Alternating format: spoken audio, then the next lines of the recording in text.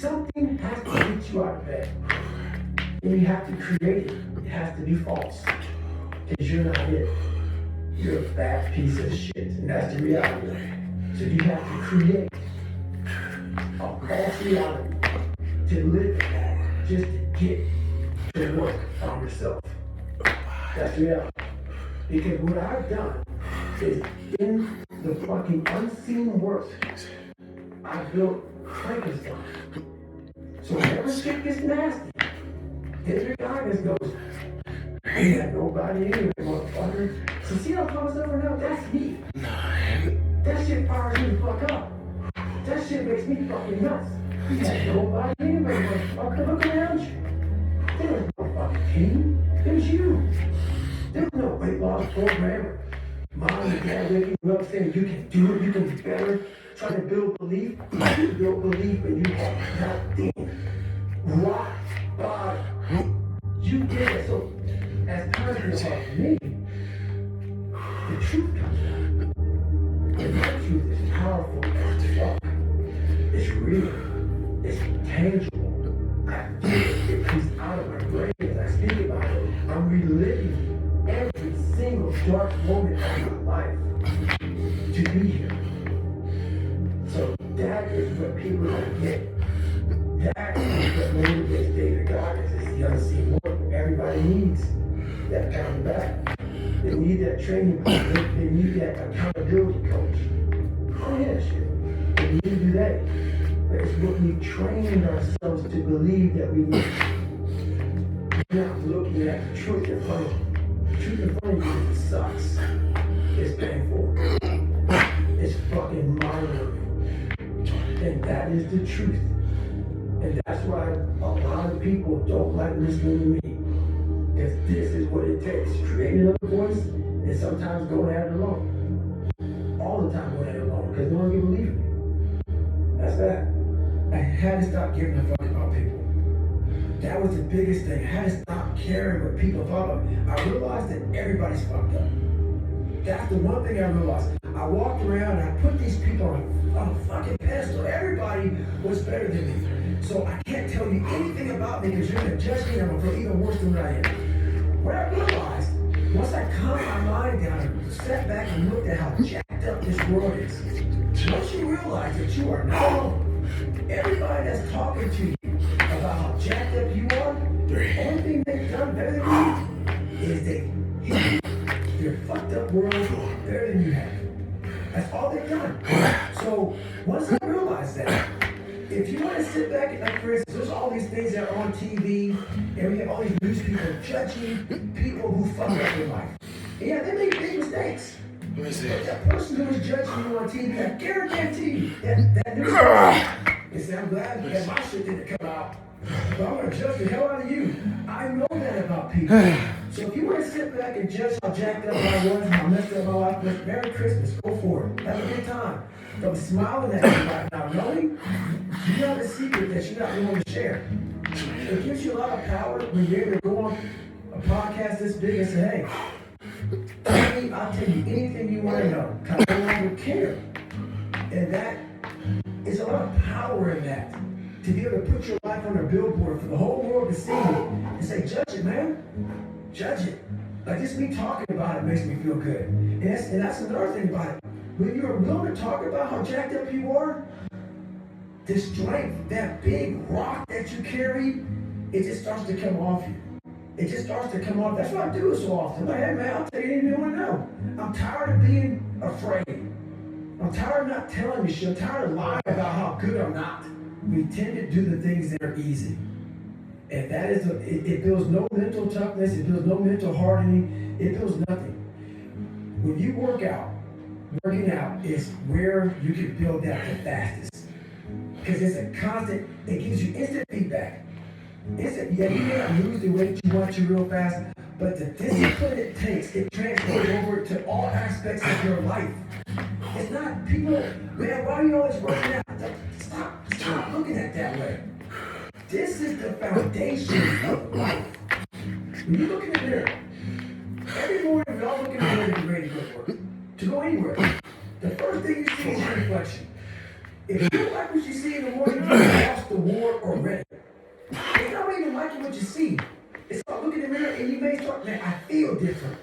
That reflection, that reflection not everything. It's a feeling you're supposed to get. So you have to, in life, once you leave your house, the war begins. In your house, you have some control.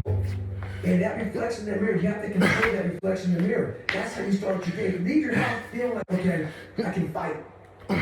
I've established the mentality to fight. And all that comes from working out. It's not just from, you can't find that in the office. There's a lot of them out there. But most of them are that way for one reason. They can't see themselves do it. They can't see themselves do it. It's one big reason. The other reason is, a lot of it is jealousy. When you set these humongous fucking goals, and they see that you're getting at it, let's say, for instance, we have a family. Let's say we're all a big family here. All three of us, all four of us are a big family. And every fucking morning I'm getting up training for a 200-mile run. And you see me get up at 4 o'clock in the morning, and all you fuckers are sleeping. And by the time I get done running my 30, I come home and just getting up. How are you gonna feel about yourself? A lot of times when you're an overachiever and you have people, that's what I talk about the mediocrity thing. A lot of our family members, a lot of our friends, they're mediocre. There's always those couple of guys who are uncommon, who want to be better. But you make that mediocre motherfucker feel like shit. Whether it's your mom, your dad, whoever. Make them feel horrible. I've been there. I'm speaking from experience. You get somebody around you and you're trying to do better, and you don't have the drive that they have, it's a constant reminder of how fucked up you are. You have to know that that's what it is. Anybody who's not saying, man, get after it, but I'm so proud of you, they have a problem with themselves. Because why are you trying to achieve more? If that's a problem for somebody, you have to look at them and say, man, you really have a fucking problem with yourself. It's much deeper than what you think. It lies deep in your soul. How I was able to fix myself was I saw how ugly I was towards other people. I was able to look back and say, man, I hate that. For any reason, because you're lazy. You're lazy. He makes you feel like shit every single day. That's where it comes from. You have to know where shit comes from to be able to solve it. I honestly want to be considered one of the hardest men to walk the planet Earth in the history of the world. And my name is talking about this guy. Ring the bell, push your hands back, get warm, and then you're really fucked. And these are the things you have to think about in 1 second decision. So that's what that's all about. It's about gaining control of your mind, putting things back in a proper perspective, and then saying, I really do want to be here. And I'm going to have a bunch of these 1 seconds, this 130 hours. And I have to learn to control these. Because if I fail one of these 1 seconds, I will not be a skill. I will not be a doctor. I will not be a lawyer. I will not be whatever the fuck it is. So that's how important that 1 second decision is. It's all about your mind takes control of you. You have to say, fuck you. I run this motherfucker. And that's what that's all about. So every morning starts with run. And that's because that's the one thing I hate to do anything with. So that's like my cup of coffee. And I'm all about armoring yourself. So the second you leave your house, and the second you open your phone, the second you do any of that shit, you are now letting in poison and cancer. So I make sure that means you can't avoid. So as I get up, I start to armor plate my mind and body. This is going to war. You put your body armor on. That's what I'm doing on that run. I'm waking up and I'm giving myself all this armor. So when I come out in the world, look at that phone, I'm ready. I'm not waking up, I'm not rushing around, I'm not disorganized. Because I know I'm going to get hit in the fucking mouth. There's an art to getting hit in the fucking mouth. And that is why these things are important. You have to wake up and you have to give yourself belief. You have to give yourself confidence. So it starts with that run. A lot of people sit back and they dream about being a sports figure, or dream about being a SEAL, or dream about being an astronaut. And all it is a motherfucking dream. They don't put the work behind the dream. That dream has become their fucking master.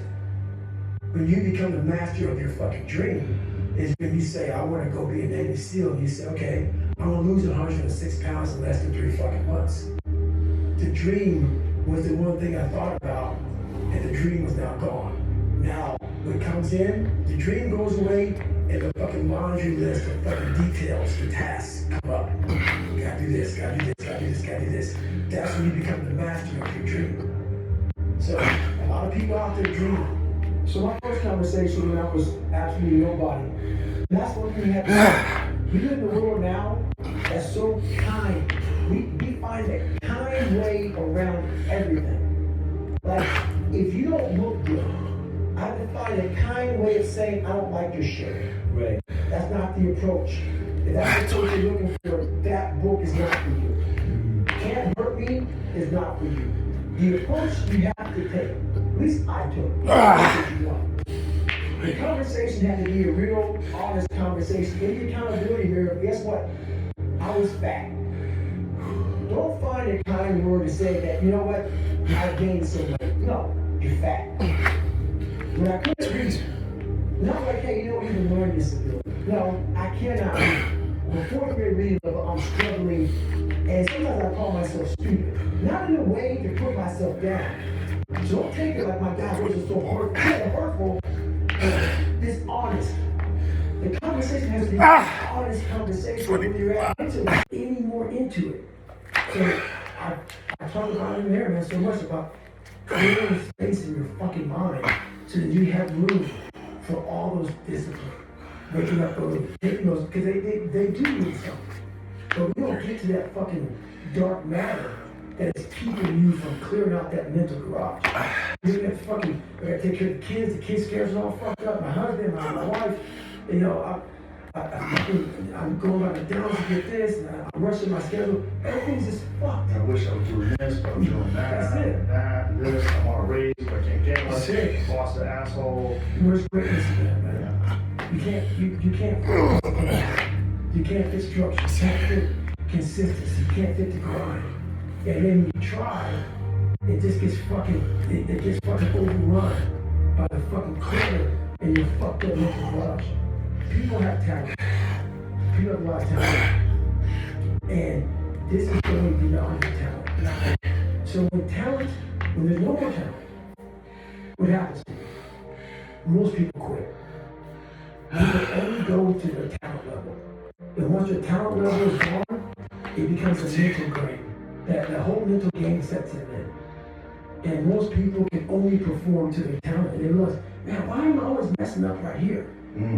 Why is this like my big hurdle? It's because you're performing to your talent. And after that, your mind has nothing for you. Nothing for you. I see fighters, I see runners, I see people who are great, but they get to the edge of their talent. It's like, fuck man, what's up? Because you're now at the point now when your talent ain't gonna do shit for you, my friend. Now it's the mental game. And that's where people get lost in life, get lost in that next level. And that next level was found for me in the things that was misunderstood. I got to a point, I'd be running, and like, okay, man, we do 10 miles today. I get to 10 miles, I'm like, oh no, motherfucker. That fucking demon I let out every fucking morning that walks the streets at night, he comes and says, hey, no, bitch. Hey, man, there's somebody out there that you know that never fucking met in your entire life. That is doing 12, 13, 14. You're gonna do another one. And when you meet them, you ain't gonna be fucking ready. So, God has kept on running. One time, I was running by a graveyard, and I was fucking just trying to become, I was fat. And I ran by a graveyard, and I looked out there, and I have all these epiphanies, man. I have all these fucking moments of like, it's crazy, man, of this thought. I'm always by myself, always deep fucking thought about how to be better. I look out there, I'm like, man, I'm wondering how many motherfuckers in here fucking just are so upset with how you live your life. They fucking just regret how you lived it. And I'm running a 300-pound man thinking, man, don't fucking die like this, bro. Don't die like this. So people know where this shit comes from me.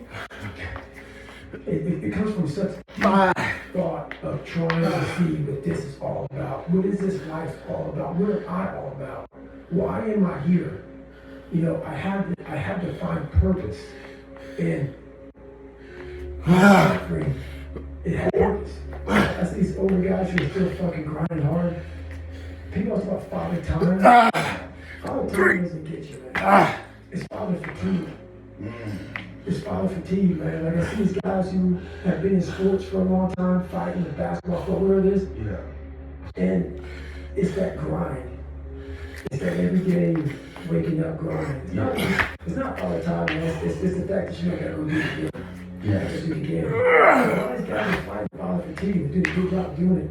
The things that That's I what. that I still do, that's where growth is at.